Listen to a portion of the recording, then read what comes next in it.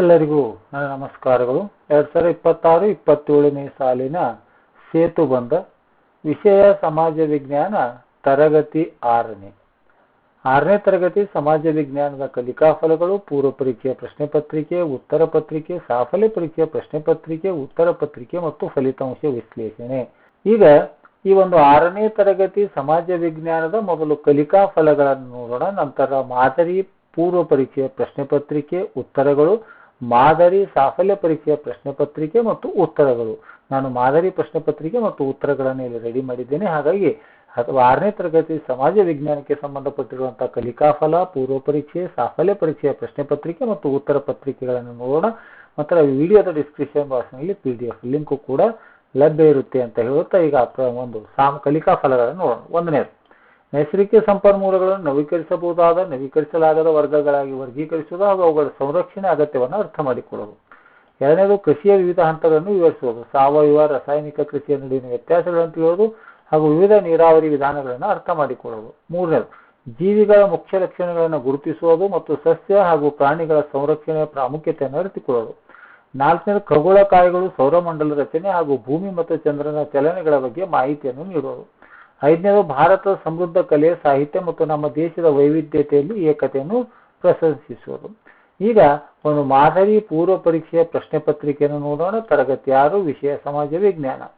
1ನೇ ಪ್ರಶ್ನೆ 1ನೇ ಕಲಿಕಾ ಫಲ. ಇಲ್ಲಿ ಕಲಿಕಾ ಫಲಗಳು ಯಾವ ಕಲಿಕಾ ಫಲದ ಮೇಲೆ ಯಾವ ಪ್ರಶ್ನೆ ಇದೆ ಅಂತಕ್ಕಂಥ ಇಲ್ಲಿ 5 ಕಲಿಕಾ ಫಲಗಳಿರೋದ್ರಿಂದ ಪ್ರತಿಯೊಂದು ಕಲಿಕಾ ಫಲದ ಮೇಲೆ 2 ಪ್ರಶ್ನೆಗಳು, ಪ್ರತಿಯೊಂದು ಕಲಿಕಾ ಫಲದ ಮೇಲೆ 2 ಪ್ರಶ್ನೆಗಳನ್ನು ಮಾಡಿದ್ದೀನಿ. ಒಟ್ಟು 10 ಪ್ರಶ್ನೆಗಳಿವೆ, ಕಲಿಕಾ ಫಲಗಳು 5 ಇವೆ. 1ನೇ ನವೀಕರಿಸಬಹುದಾದ ಸಂಪನ್ಮೂಲ ಎಂದರೇನು, ಒಂದೊಂದು ಉದಾಹರಣೆ ನೀಡಿ. ನೈಸರ್ಗಿಕ ಸಂಪನ್ಮೂಲಗಳ ಸಂರಚನೆ ನಮಗೆ ಏಕೆ ಅಗತ್ಯ, ಇವೆರಡು ಕಲಿಕಾ ಫಲ 1. ಕೃಷಿಯ ಯಾವುದಾದ್ರೂ 2 ಪ್ರಮುಖ ಹಂತಗಳನ್ನು ಹೆಸರಿಸಿ.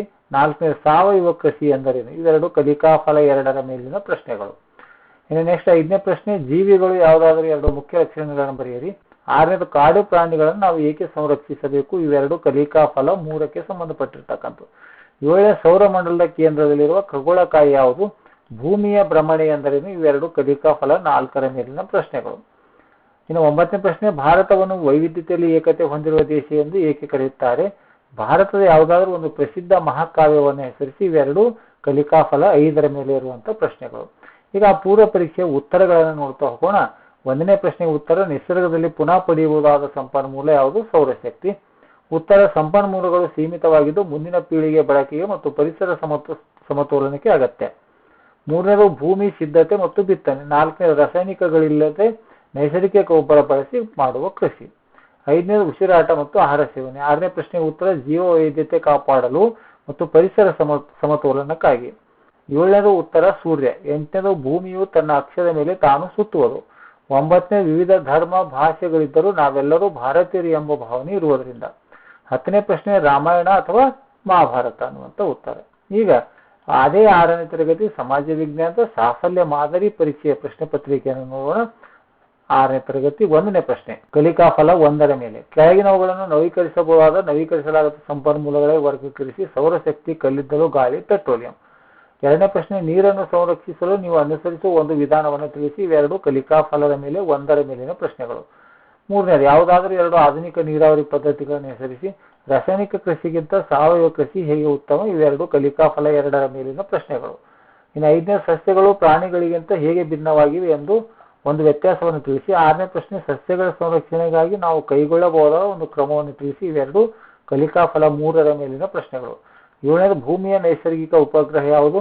8ನೇದು ಭೂಮಿಯು ಸೂರ್ಯನ ಸುತ್ತ ಸುತ್ತುವುದರಿಂದ ಪರಿಭ್ರಮಣೆ ಏನಾಗುತ್ತದೆ, ಇವೆರಡು ಕಲಿಕಾ ಫಲ 4ರ ಮೇಲಿನ ಪ್ರಶ್ನೆಗಳು. ಇನ್ನು 9ನೇದು ನಮ್ಮ ದೇಶದ ಕಲೆ ಅಥವಾ ಸಾಹಿತ್ಯಕ್ಕೆ ಕರ್ನಾಟಕದ ಯಾವುದಾದ್ರೂ ಒಂದು ಕೊಡುಗೆಯನ್ನು ಹೆಸರಿಸಿ. 6ನೇದು ಭಾರತದ ರಾಷ್ಟ್ರೀಯ ಭಾವೈಕ್ಯತೆಯನ್ನು ಬೆಳೆಸುವ ಯಾವುದಾದ್ರೂ 2 ಅಂಶಗಳನ್ನು ತಿಳಿಸಿ. ಇವೆರಡು ಕಲಿಕಾ ಫಲ 5ರ ಮೇಲಿನ ಪ್ರಶ್ನೆಗಳು. ಈಗ ಮಾದರಿ ಸಾಫಲ್ಯ ಪ್ರಶ್ನೆ ಪತ್ರಿಕೆಯ ಉತ್ತರಗಳು. ಸಾಫಲ್ಯ ಪರೀಕ್ಷೆಯ ಪ್ರಶ್ನೆ ಪತ್ರಿಕೆಯ ಉತ್ತರಗಳು. 1ನೇ ಉತ್ತರ ಸೌರಶಕ್ತಿ, ಗಾಳಿ, ನವೀಕರಿಸಬಹುದಾದ, ನವೀಕರಿಸಲಾಗದ ಕಲ್ಲಿದ್ದಲು ಮತ್ತು ಪೆಟ್ರೋಲಿಯಂ. 2ನೇ ಪ್ರಶ್ನೆ ಉತ್ತರ ಮಳೆ ನೀರು ಕೊಯ್ಲು ಅಥವಾ ಮಿತ ಬಳಕೆ. 3ನೇದು ಹನಿ ನೀರಾವರಿ ಅಥವಾ ತುಂತುರು ನೀರಾವರಿ.